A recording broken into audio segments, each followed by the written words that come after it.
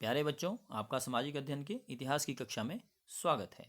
आज हम छठी कक्षा के इतिहास की पुस्तक हमारे अतीत के तीसरे अध्याय आरंभिक नगर means in the earliest cities के बारे में बात करेंगे। इसमें हम हड़प्पा की संस्कृति, वहाँ का नागरीय जीवन, मोहनजोदड़ो, धौलावीरा और लोथल जैसे क्षेत्र और इस हड़प्पा संस्कृति के अंत के रहस्य के बारे में जानेंगे। बच्चों, अंत में हम पिरामिड के बारे में भी जानेंगे। तो आओ बच्चों, आरंभ करें। हड़प्पा हड़प्पा नगर की खोज सबसे पहले हुई थी। यह आधुनिक पाकिस्तान में है। इसकी कई इमारतें पूरी तरह नष्ट हो गई।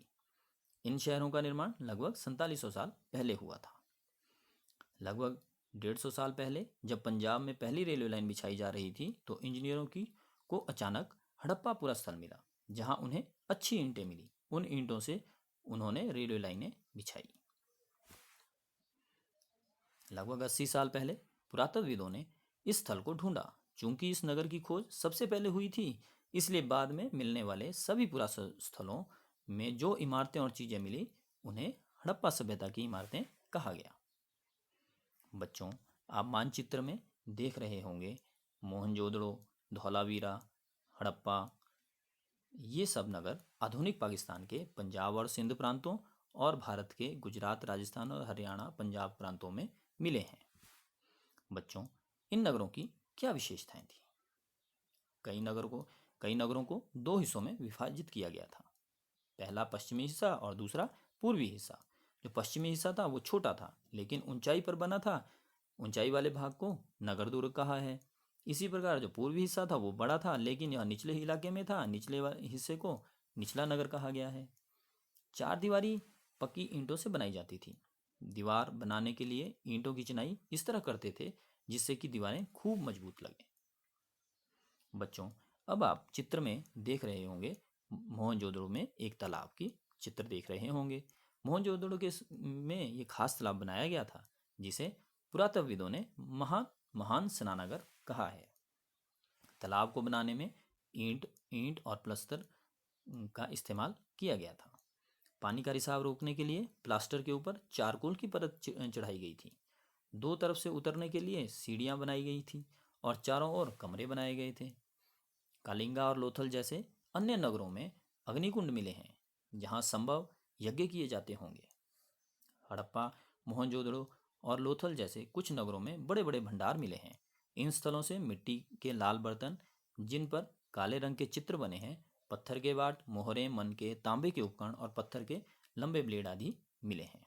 बच्चों, आप इस चित्र में भी हड़प्पा के नगरों में ईंटों की चिनाई का नमूना भी देख रहे होंगे।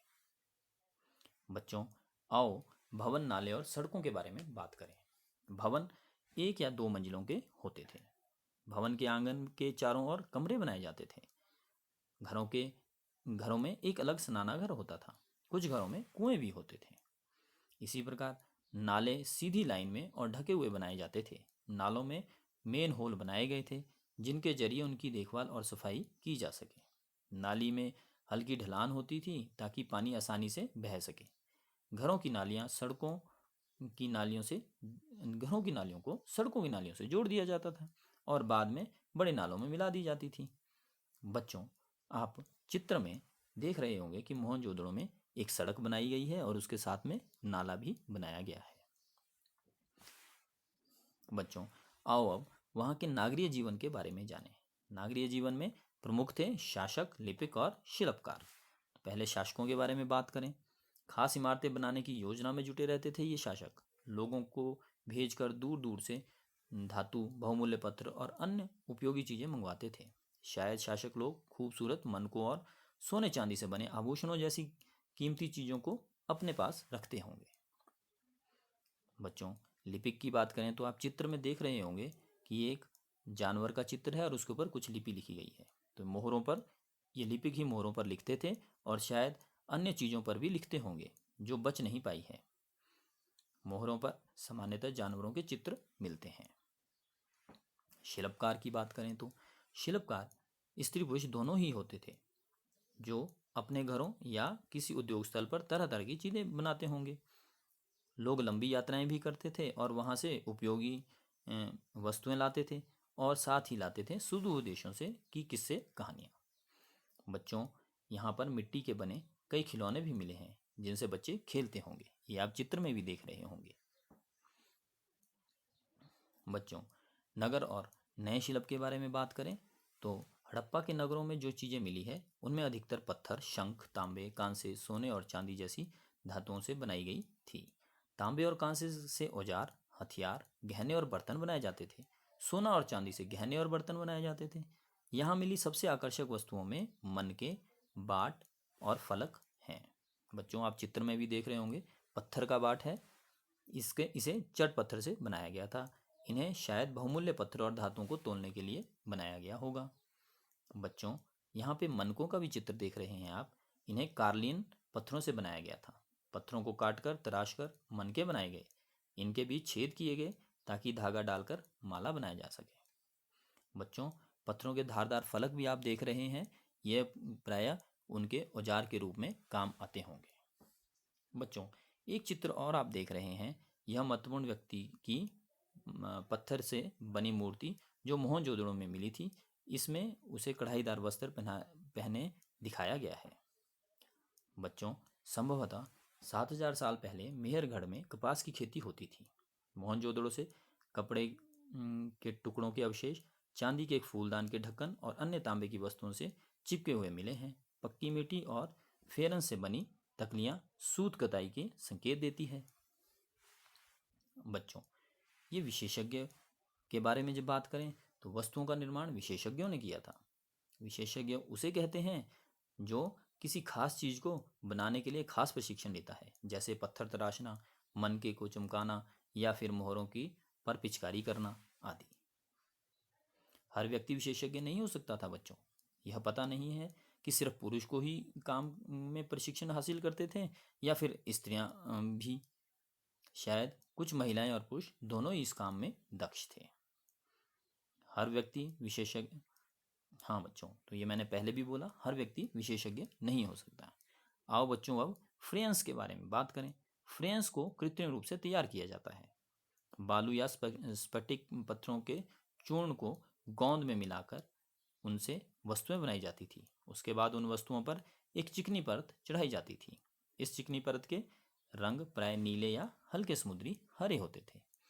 बच्चों, क्या कभी आपने सोचा ये कच्चा माल क्या होता है और कच्चे माल की खोज कैसे हुई? कच्चा माल उन पदार्थों को कहते हैं बच्चों जो प्राकृतिक रूप से मिलते हैं या फिर किसान या पशुपालक उनका उत्पादन करते हैं। उदाहरण के लिए लकड़ी या धातुओं के अयस्क प्राकृतिक रूप से उपलब्ध और कपास किसान द्वारा पैदा कच्चा माल है। इनसे फिर कई तरह की चीज़ें बनाई जाती हैं, जैसे कपास से कताई बुनाई करके कपड़ा तैयार किया जाता है। बच्चों, हड़प्पा के लोग बहुमूल्य पत्थरों और धातुओं को दूर दूर से आयात करते थे, जैसे तांबा, लोहा, सोना, चांदी और बहुमूल्य पत्थर। बच्चों, इन वस्तुओं और इससे संबंधित आयाती स्थान कौन कौन से थे, आओ उसके बारे में जानें। तांबे का आयात राजस्थान और पश्चिमी एशिया देश ओमान से होता था। कांसा बनाने के लिए टिन का आयात, बच्चों आपको पता ही होगा, जो कांसा है तांबे और टिन से का मिश्रित रूप है, इससे बनता है। तो टिन का आयात आधुनिक ईरान और अफगानिस्तान से होता था। सोने का आयात जो आज आधुनिक कर्नाटक है यहाँ से किया जाता था। बहुमूल्य पत्थर का आयात गुजरात, ईरान और अफगानिस्तान से होता था। बच्चों, आप चित्र में भी देख रहे होंगे कि यहाँ पे जो है यातायात के साधन कौन कौन से होंगे। यहाँ पे विशेषकर यातायात के साधन बैलगाड़ी जो चित्र में देख रहे हैं आप, और एक मोहर के ऊपर नाव का निशान भी लगा है, तो समुद्री मार्ग से नाव के थ्रू यातायात किया जाता था। इसी से ही यहाँ पर एक जगह से दूसरी जगह पर सामान ले जाया जा सकता था। बच्चों, नगरों में रहने के लिए भोजन का क्या व्यवस्था थी, वहाँ पे इसके बारे में जानें। गांव के लोग अनाज उगाते थे और जानवर पालते थे। किसान और चरवाहे शहरों में रहने वाले शासकों और लोगों और दस्तकारों को खाने के सामान देते थे। हड़प्पा के लोग गेहूं, जौ, दालें, मटर, धान, तिल और सरसों उगाते थे। जमीन की जुताई के लिए हल का प्रयोग एक नई बात थी। हल प्राय लकड़ी के बनाए जाते थे। हल के आकार के खिलौने भी मिले हैं। बच्चों, आप चित्र में भी देख रहे होंगे, ये खिलौना अनुमा हल इस क्षेत्र में बारिश कम होती थी, इसलिए सिंचाई के लिए लोगों द्वारा पानी का संचय किया जाता था। हड़प्पा के लोग गाय, भैंस, भेड़ और बकरियां भी पालते थे। बस्तियों के आसपास तालाब और चारागाह होते थे। बेर जैसे फलों का इकट्ठा करते थे, मछलियां पकड़ते थे और हिरण जैसे जानवर का शिकार भी करते थे। तो बच्चों, आपने पीछे चित्र में भी देखा था धौलावीरा और लोथल जगह जो थी वो हमारे गुजरात में थी। आओ बच्चों, उसके बारे में भी जानें। तो बच्चों, सबसे पहले हम धौलावीरा के बारे में जानें। धौलावीरा कच्छ के खदिर बेत के किनारे बसा नगर था। यहाँ साफ पानी और उपजाऊ जमीन थी। नगर को 3 भागों में बांटा गया था। इसके हर हिस्से के चारों ओर पत्थर की ऊंची ऊंची दीवार बनाई गई थी। इसके अंदर जाने के लिए बड़े बड़े प्रवेश द्वार थे। इस नगर में एक खुला मैदान भी था जहाँ सार्वजनिक कार्यक्रम आयोजित किए जाते थे। यहाँ मिले कुछ अवशेषों में हड़प्पा लिपि के बड़े बड़े अक्षरों को पत्थरों में खुदा हुआ पाया गया है। इन अभिलेखों को संभवतः लकड़ी से जुड़ा गया था। यह एक अनोखा अवशेष है क्योंकि आमतौर पर हड़प्पा के लेख मोहर जैसी छोटी वस्तुओं पर पाए जाते हैं। बच्चों, आओ अब हम लोथल नगर के बारे में जानें। गुजरात के संभाल की खाड़ी में मिलने वाली साबरमती की एक उपनदी के किनारे लोथल नगर बसा था। यहाँ कीमती पत्थर जैसे कच्चा माल आसानी से मिल जाता था। यह पत्थरों, शंखों और धातुओं से बनाई गई चीज़ों का एक महत्वपूर्ण केंद्र था। इस नगर में एक भंडार गृह भी था। इस भंडार गृह में कई मोहरे और मुद्रांकर या मोहरबंदी मिले हैं। यहाँ पर एक इमारत मिली है जहाँ संभवतः मनके बनाने का काम होता था। पत्थरों के टुकड़े, अधबने मनके बनाने वाले उपकरण और तैयार मनके भी यहाँ मिले हैं। बच्चों, अब ये मुद्रांकन या मोहरबंदी क्या होती है, आप चित्र में भी देख रहे होंगे। आओ इसके बारे में जानें। मोहरों का प्रयोग सामान से भरे उन डिब्बों या थैलों को चिन्ह करने के लिए किया जाता होगा जिन्हें एक जगह से दूसरी जगह पर भेजा जाता था। थैलों को बंद करने के बाद उनके मुहाने पर गीली मिट्टी पोत कर उस पर मोहर लगाई जाती थी। इसे ही हम मोहरबंदी कहते हैं। बच्चों, अब यह जानें, इस सभ्यता के अंत के रहस्य के बारे में जानें। लगभग 3900 साल पहले एक बड़ा बदलाव देखने को मिलता है।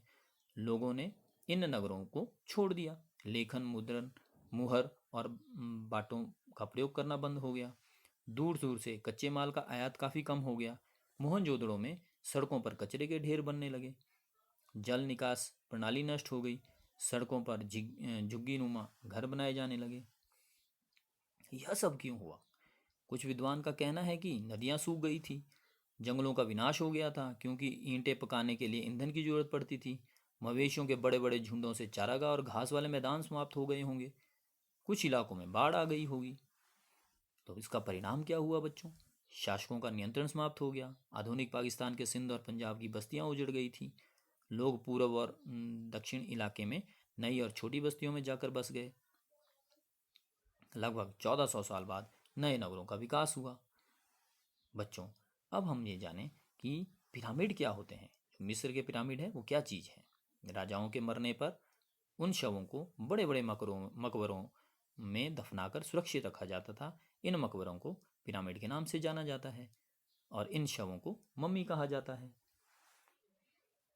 बच्चों, शवों के साथ खाद्यान्न, पेय, वस्त्र, गहने, बर्तन, वाद्य यंत्र, हथियार और जानवर जैसी अनेक चीज़ें दफनाई जाती थी। कभी कभी शव के साथ उनके सेवक सेविकाओं को भी दफना दिया जाता था।